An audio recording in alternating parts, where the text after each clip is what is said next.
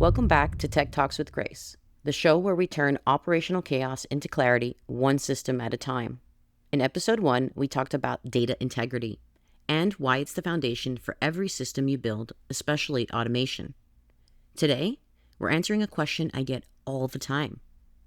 How do I know if my business is ready to automate? Because here's the truth. Automation isn't about being tech savvy. It's not about being tech forward. It's about being operationally ready. So, in this episode, I'm giving you 5 clear signals that show your business is ready to automate safely, strategically, and without creating more chaos. Let's get into it. Signal 1, you have predictable workflows. If your processes are different every time, automation is going to break them. But if your workflows follow the same general path, even if they're not perfect, that's a green light. Look for patterns. Ask yourself, do we do this same way 80% of the time? Do we do this 90% of the time? Do we even do it 50% of the time? If yes, that's a signal. Let's use a short story to illustrate this point. ABC law firm has the retainer every single time. Once it's signed by the client, it then has to go immediately to case reviewers.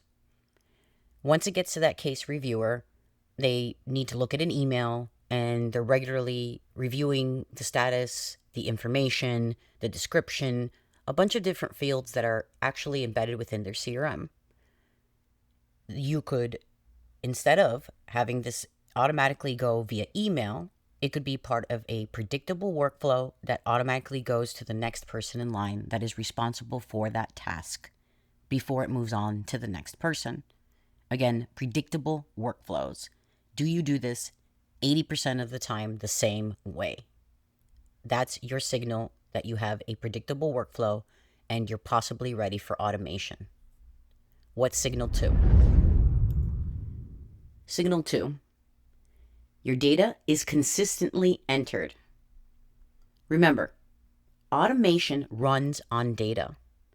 If your team enters information differently every single time or skips fields altogether, your automations won't know what to do. Consistency doesn't mean perfection. It means your inputs are reliable enough to trigger the right actions. If your forms, CRMs, or spreadsheets are structured and predictable, that's a signal. Let's go into a little story to illustrate your data being consistently entered. If you recall from the previous episode, we covered changing fields so that they are constantly entered the same way, from a free text field as an example to a drop-down field.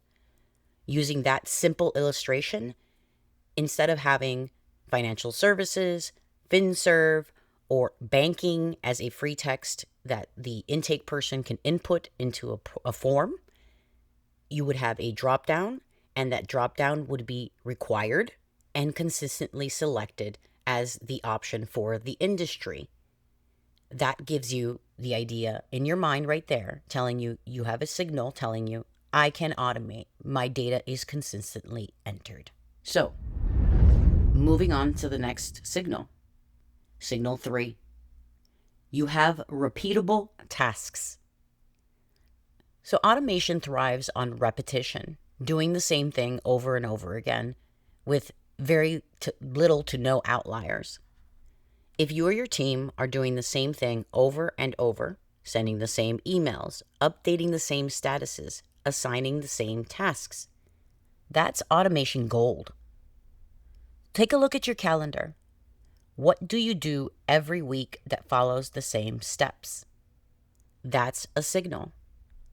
Again, simple illustration here. If you have the same exact calendared meetings every week, you can automate that as part of a workflow.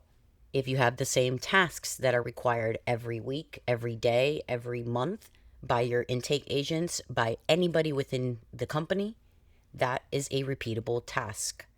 That is your signal letting you know that you have potential for automation. And again, automation gold because what it will do is it's going to support your team, your staff, and your systems so that you can automate what you need to automate and support your staff with those automations and workflows so nobody has to do the same thing over and over again. And all you'll have to do is make sure to have your data steward and somebody that's constantly reviewing and owning that data, that status, that workflow. So again, signal 3 is you have repeatable tasks because automation thrives on repetition. So moving on to signal 4, there is clear ownership. I'm going to repeat that again because for me, I think data stewardship and ownership of data and information is one of the most important aspects of making sure that your system not only has accountability and also works for your team and your systems to your goals, but also somebody owns the data. Somebody owns the process. Somebody owns a piece of your success. So you need to ensure that you have clear ownership of your data. If you don't have that yet, you need to make sure that you implement that as part of your culture, as part of your process, as part of your workflows. Clear ownership of the data and the data processes are the lifeblood of your business, as I mentioned previously in episode 1. Why is that? Well, without clear ownership, there's no accountability. Without accountability, data gets lost, data is no longer reviewed, nobody remembers it's there, and while at times it can seem like it's not a large issue, it becomes a systemic issue across your entire system. Ensure there is clear ownership of every process, every system, and every field that is required to ensure that your clients have the satisfaction they need from your business, that your internal clients, meaning your employees, also are satisfied with the process, and that you, as the business owner, CEO, or partner of the company, understand exactly who to go to if there's a failure at any point within the system, or if there's even a win, right? Because this is not all about negative. It's not all about being negative towards your clients, towards your employees, towards your systems even. It's about understanding what you have and what you don't have. And it all starts with clear ownership of the systems, the data, and buy-in from you as the CEO, and implementing a culture of ownership of a system and data. If you're able to implement that, if you're able to understand that owning the information and feeling a part of the success of a business, you're going to go extremely far, as are your employees. So make sure that there is clear ownership of the data, and this is your signal 4 telling you that you are ready for automation. Again, let's say it one more time. Data ownership is the lifeblood of your business. Make sure you have somebody owning the data that you can trust and that you can go back to every single time there's a question, an update, or any kind of requirement for continual improvement. You'll start hearing me talk about what I like to say as the continual improvement process. Everything you do is not static. Everything in a business will never be static. And there is nothing consistent in this life but change. So with that being said, ensure that when you're ready to automate, that you have these things in place before you automate chaos. You're not looking for perfection. You're looking for clarity. How do you find clarity? By determining exactly who is owning what, that your information is being entered consistently, and that you have predictable workflows. So those are the 4 initial signals that you can automate. Now, there's a 5th signal that I'd like to talk about, but before I move on to that 5th signal, I cannot reiterate or let you know enough times that ownership of the data will give you all of the other signals in line. Why is that? Because the person that's in the trenches, the individual that is there taking the client in, doing the intakes, actually speaking with the clients, they are the ones that are touching your clients and have the best idea of client satisfaction. What does that have to do with ownership, you might be asking yourself? Well, what it has to do with ownership is if your intake agent, as an example, owns the data for their cases, well, they're going to provide you with suggestions, improvements, and different things that they experience day in, day out, minute in, minute out with your clients, with the people that support the business, and who can then successfully help you move on to the next steps of your business. And that's growth. How does owning data help growth? I can give you a short story here. So we had at one of the firms that I worked with, they had an intake process that was fairly extensive, I'd say. They were trying to capture as many criteria questions as possible for a personal injury intake. However, they kept having a problem with the clients either getting disinterested halfway through the intake. They were saying that they had to provide too much information. And this kept happening over and over to multiple intake agents. How did we fix this? Well, we had a senior intake agent that felt ownership of the process. And that senior intake agent then told the partners of the firm, guess what? We continue to have these problems. I think it would be better if we could reduce the questions to just required in order to move on to the retainer. Guess what? That's exactly what we did. We worked with the partner of the firm, the actual case manager, and the paralegals. So there were 3 to 4 people involved on the intake revision in order to ensure compliance, etc., and also to ensure buy-in from everybody, including the intake people.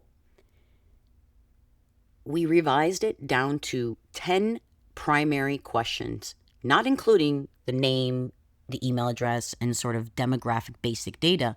10 primary questions. Guess what?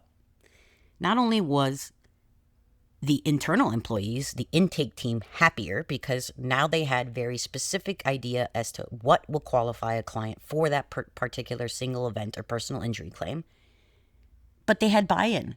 They had a hand in changing the format of the intake form that they have to go through with every single client. So not only did it increase the internal client satisfaction by allowing them to have suggestions, provide solutions, and then actually implementing the solutions with their input, but the clients now had less time to be on the phone, were able to provide more information with less questions in order to qualify. Or if they unfortunately did not qualify, it moved them on quicker so that they can get on with their lives as well. Client satisfaction increased, employee satisfaction increased, and the process and the workflow was optimized up to and including keeping the clients that you wanted versus the clients that potentially did not qualify for that particular criteria that you were looking for. So again, with all that being said, how did that help? What did this Signal 4 of clear ownership do? It empowered the team to feel like they could actually say something, and that them by saying something, it was going to be acted on. So with that being said, Signal 5 is, while it's an important signal, this is something that I think is lacking in a lot of professional services companies. And why do I say that? I'll tell you right now what Signal 5 is. So Signal 5, your tools support integration. I'm going to repeat that again because Signal 5, in order to automate, you do need your systems to talk to each other, right? So with that being said, if your tools don't support integration, there are workarounds. However, you have to keep in mind that those workarounds may just not be worth it, may not reduce the amount of time that you need, and it may not actually support what you're trying to achieve as part of your business goal. Although, with that being said, and not every tool plays well with others, if your systems are locked down, outdated, or don't offer APIs or native integrations, automation will be harder. Again, it's not impossible, it's not improbable, and I'm not telling you that you cannot do it just because you're in an older legacy system, but it is something that you absolutely have to keep in mind when you're dealing with, can I automate, and asking yourself these questions. But if your tools connect easily, or if you're already using platforms like Zapier, again, business version of Zapier, Make, or native automations that are part of your systems, that's a strong signal. And that will tell you almost immediately that you're very close to being ready to automate. So I'll repeat that one more time, only because I don't want you to think I'm saying you cannot integrate if your tools don't have native APIs, if your tools are quote unquote locked down, meaning proprietary to the system that you purchased or are using or licensing.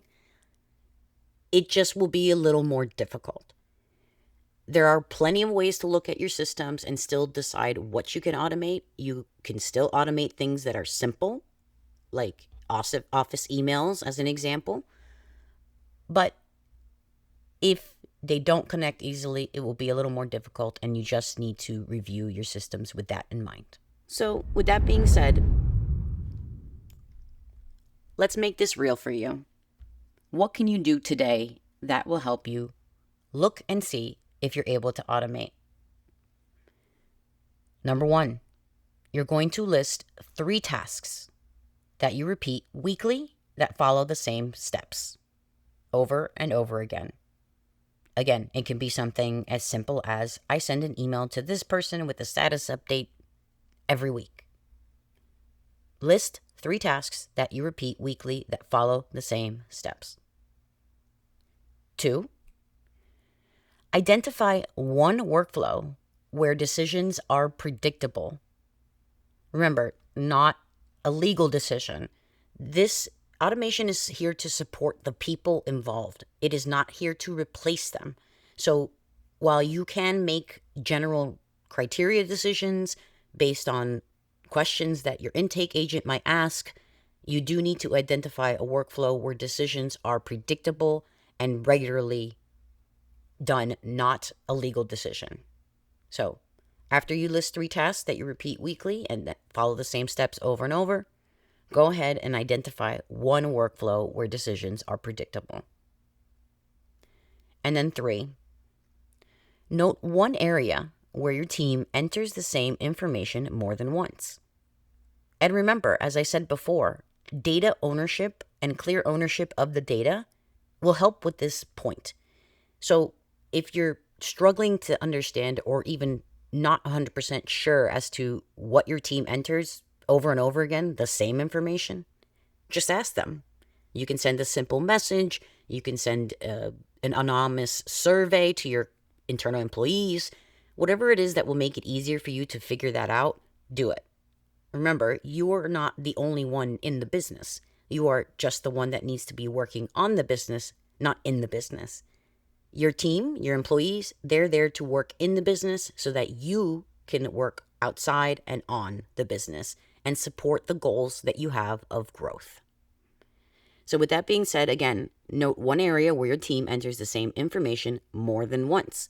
So if they're duplicating efforts in System A, System B, and System C, that is something that you can use and most likely will be able to automate.